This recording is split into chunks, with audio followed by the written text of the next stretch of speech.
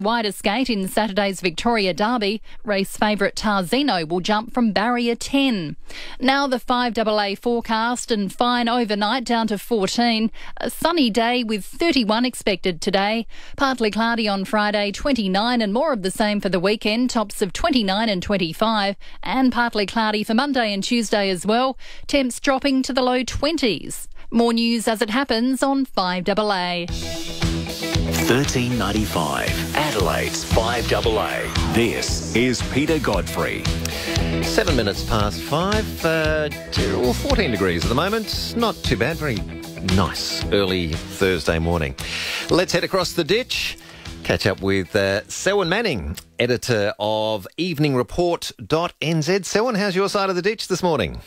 Yeah, not too bad, Peter. A bit of grey sky around, as is quite often this time of year post-equinox, but about the same temperatures as you guys overnight, about 13, 14 degrees, probably sitting around 20 in the high of the day. Okay. But, it's shaping up quite nicely. I think we're starting to actually feel some of the warmth and stability of that warmth coming in. You know, last week, the week before, it was swinging back down to highs of 16 and 15, so it really felt like we hadn't progressed at all in the weather stakes since way back in early September. Okay. No, it's certainly starting to feel like summer here, which I'm very pleased about. Yeah. So, yes, looking forward to all that. All right, let's get the big story out the way first, shall we? As we hoped earlier, a little while back, Rugby World Cup. It's all down to our respective nations now. The final on the weekend, the All Blacks and the Wallabies. Yes, this is going to be good. That's exactly what we were hoping for, obviously. Yeah. And Peter, I just think the two camps there, the Wallaby camp and the All Black camp, they have prepared for this perfectly in the way that they've worked their players. All of those on the sub benches, they have got great game exposure all the way through. The use of the substitutions in the second half in particular inject that real energy into the teams just at the point where those Northern Hemisphere teams, the ones that were our opponents, would be starting to slow right down and tire. So I think our game plans are fantastic. And really, when you look at it, the two styles, the Wallaby style and the All Black style, is very, very close. And over this side of the ditch, excuse me, there has been total media obsession all week relating to this World Cup, this rugby thing. Even the Prime Minister, John Key, I've got to say, Peter, he's become an unashamed groupie. Now, this guy, he turned up at the dressing room at the semi-final last week, which is fair enough. Semi-final's a big deal, and against South Africa, one of the old foes between you guys and South Africa, always up there, Yeah. And but then he's in the dressing room immediately after the game, kind of shaking hands, having a beer with Richie McCaw, the captain. Now, this guy has been doing this kind of thing ever since the All Blacks won the World Cup way back in 2011. He's been schmoozing that All Black captain, Richie McCaw. It seems he wants him on his political team. Mm. He wants them to kind of go into politics by the look of it. Yeah. And also, he's offered the guy a couple of times, he's offered him a knighthood, which to date, Richie McCaw has turned the Prime Minister down on both counts. So that aside, all of that kind of side, back to the game, McCaw over here, he's a bit of a hero. If you just look very quickly at his stats, he's played 147 games for the All Blacks. That's international test games. He's still considered, according to pundits over this side of the ditch, Peter, the best open side flanker in the world in rugby. When he wants to go relax for a while in between the seasons or in between big tournaments, he goes flying light aircraft up in the New Zealand Southern Alps, which is a hair-raising experience at the best of times. So with all the wind, this is the kind of guy, he's like a legend over here, which is, I think, why, and we raised it briefly on the program yesterday with Pembo and Will, that some of the Aussie tabloids are really having a go at McCaw, and I made reference to him being referred to in the Daily Daily Telegraph in Australia, that he's referred to as the Richie Grub. Great time, great name. They're saying this guy's been bugging Australia for years. So, all the things are going thick and fast.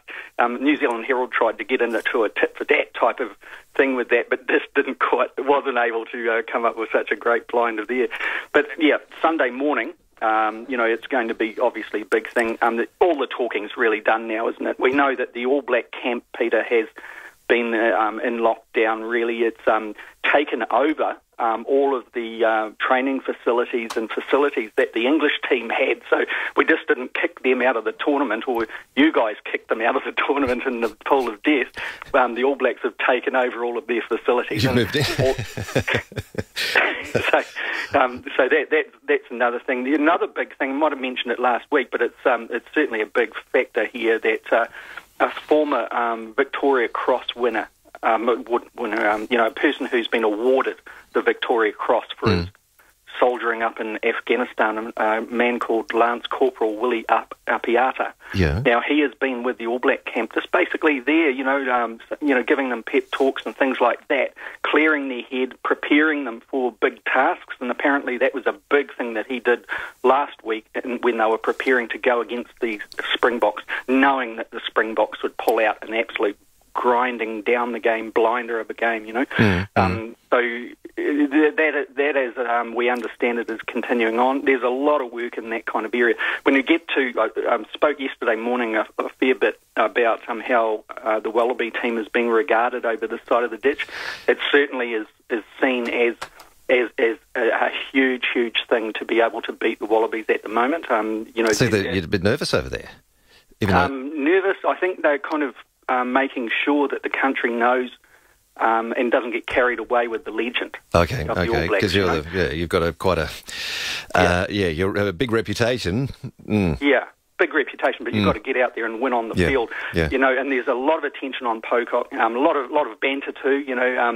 But he is going to be decisive in the game there. There'll be a battle in that breakdown where there's turnover of the ball to get possession of the ball.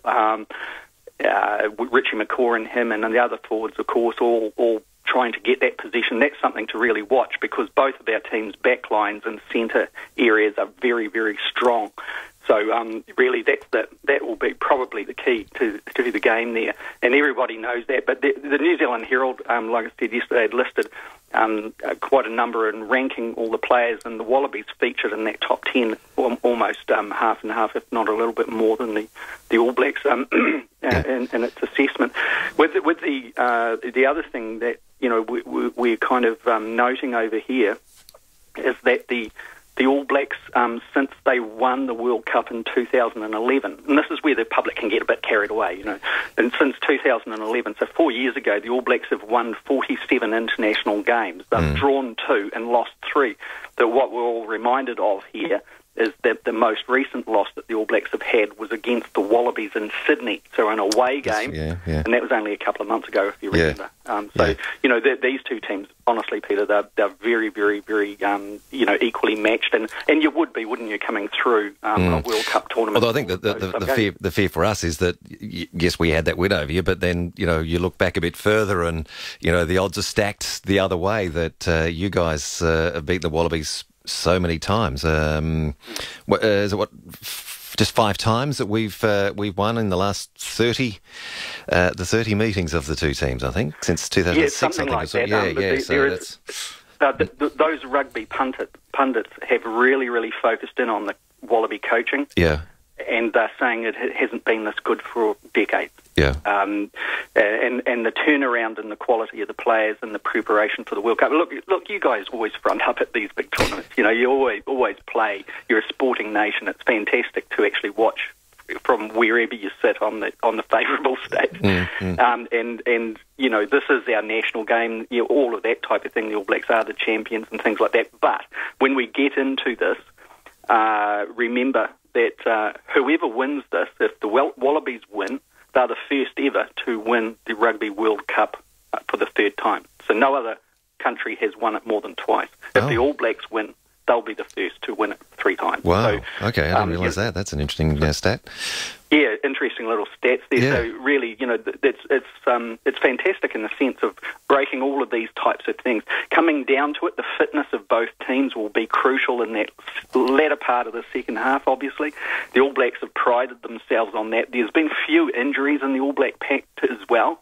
That's showing, their stamina at the end of the game is pretty absolute. The injection, I mentioned yesterday as well, that the injection half, just into the second half, you'll see a change from Ma Nonu, who's in our centre kind of area in the game. He is a powerful player, nearing retirement, but boy, showing no signs of that.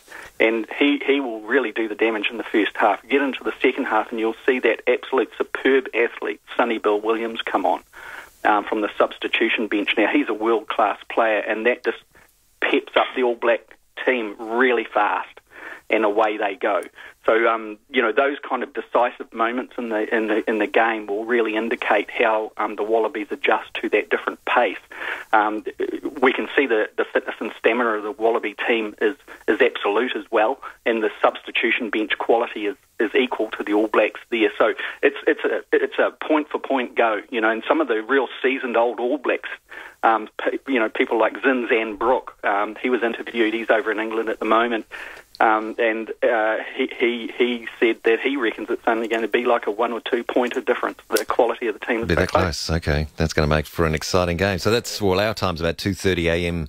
Sunday. So an early morning for many of us to catch that game. A little bit more respectable for you guys, I guess, a couple of hours later than that, but still early for everyone. Yeah.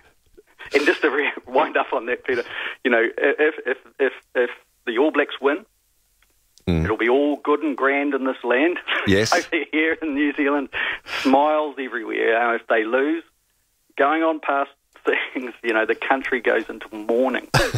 And if the All Blacks lose, it'll be haunted by those words that were muttered by the Wallaby captain George Gregan way back in 2003, Peter, when the All Blacks lost to Australia in the World Cup semi-final. That's 2003. And at the end of the game, Gregan on the field, he turned to our team is just shaking hands and said, 4 more years, boys, 4 more years. So there's a perfect illustration of the Trans-Tasman rivalry, Peter. New Zealanders have never forgotten that. Yeah, well, it'll be exciting. So we'll just have a quick break and we'll be right back with you because you got some exciting news. You've, one of your tourism regions getting some great accolades. We'll find out more about that in a moment. Selwyn Manning's with us, editor of EveningReport.nz. Head there. It's New Zealand's independent interactive debate. 5AA Breakfast. Malcolm Turnbull joins us in the studio. Is your message to state governments you would only increase the GST if it was part of a suite of measures that involves the abolition of other state taxes? No one, I think, is seriously suggesting doing it in isolation. Well, Jay Weatherill sounded a bit like Becky said it on our show. Well, apart from Jay Weatherill, no one's saying that. 5AA Breakfast. Weekday mornings from 6 on 1395. Adelaide's 5AA.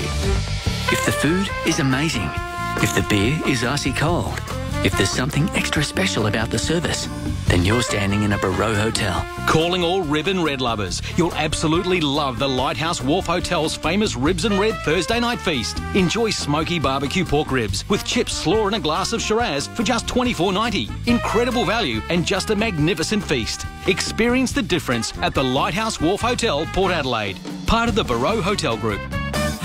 It's time to sharpen up your I Spy, load up the car, strap in the kids and head for the horizon with Isuzu Utes Great Aussie Road Trip Sale. Right now you can pick up the Isuzu D-Max 4x4 LSM Crew Cab Ute for just $39,990 drive away, or the top of the range 7-seat Isuzu MUX 4x4 Auto for only $50,990 drive away. For terms and conditions see isuzuute.com.au or head to your local Isuzu Ute dealer today.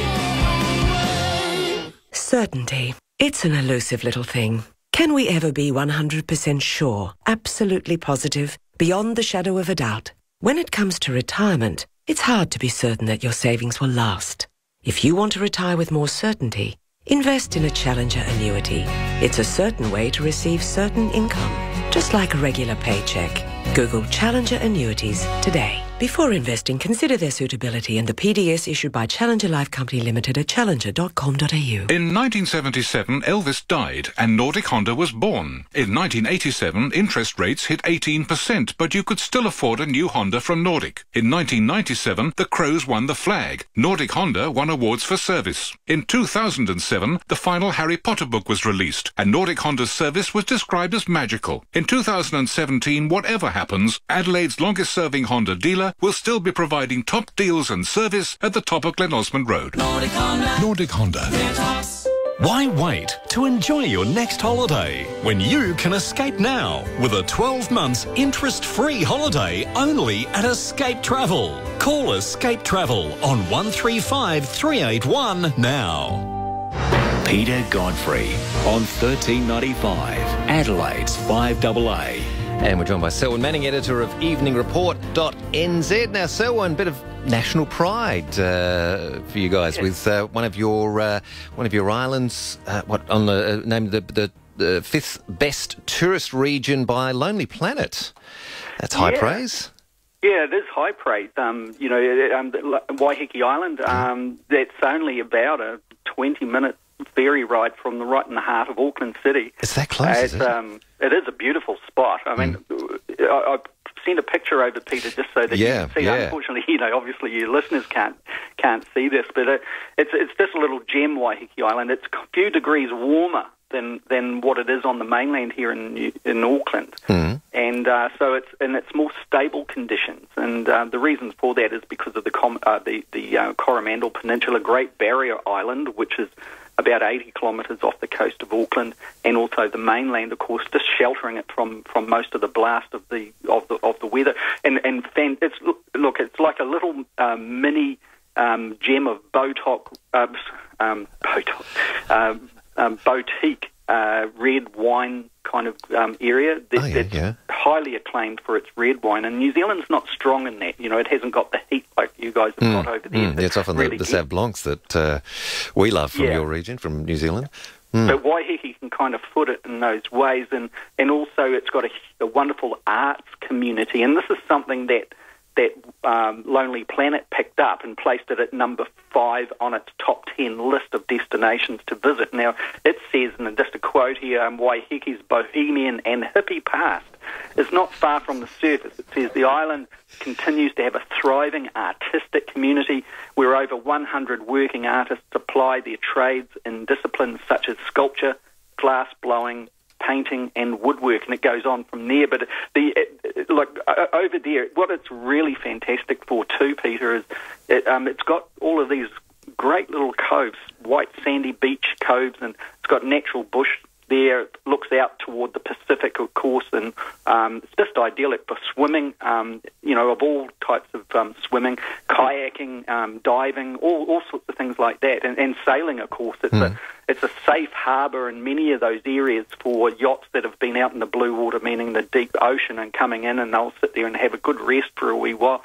It's fantastic. Lots of accommodation for tourism. So there you go. It's I'm really quite chuffed about that. Waiheke is a place that as kids, we would go across and enjoy ourselves and camp out there and things like that. And it's really blossoming now. For those who are much more into the wilds, if you like.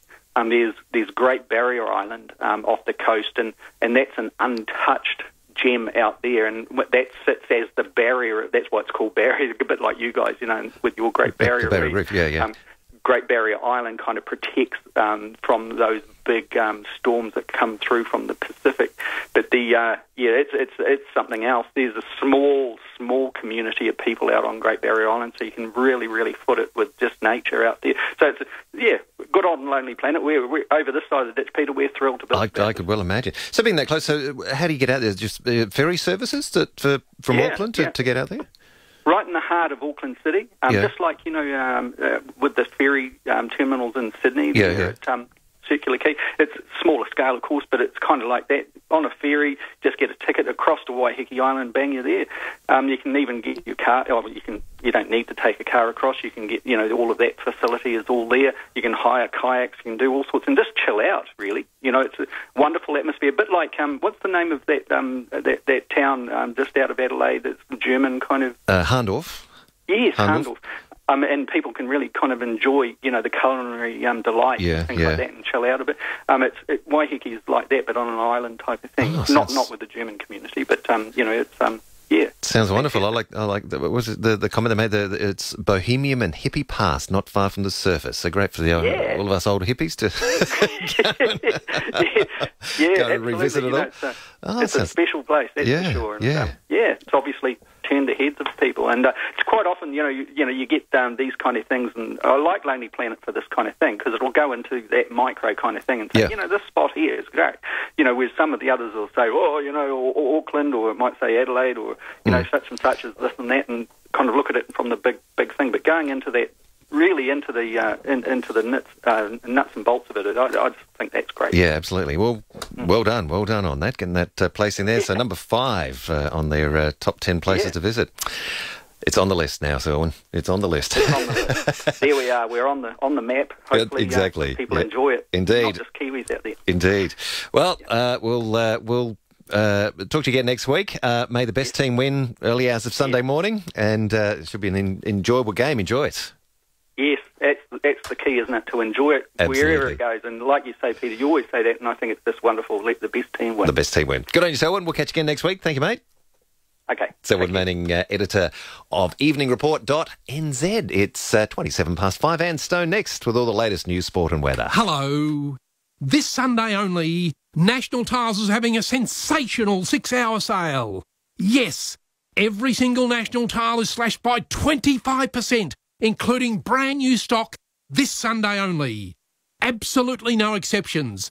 Every single National Tile slashed by 25% for 6 hours only this Sunday between 10 and 4 p.m. Rush into National Tiles and save 25% on every single tile. If you have your mind set on creating the workplace of the future, you need to talk to someone who thinks like you do. Resource Furniture specialises in designing environments that humanise spaces and connects people. Modern, consultative, inspired. These are the guiding principles which underpin every project we complete at Resource Furniture. Work with us to create a work-wise environment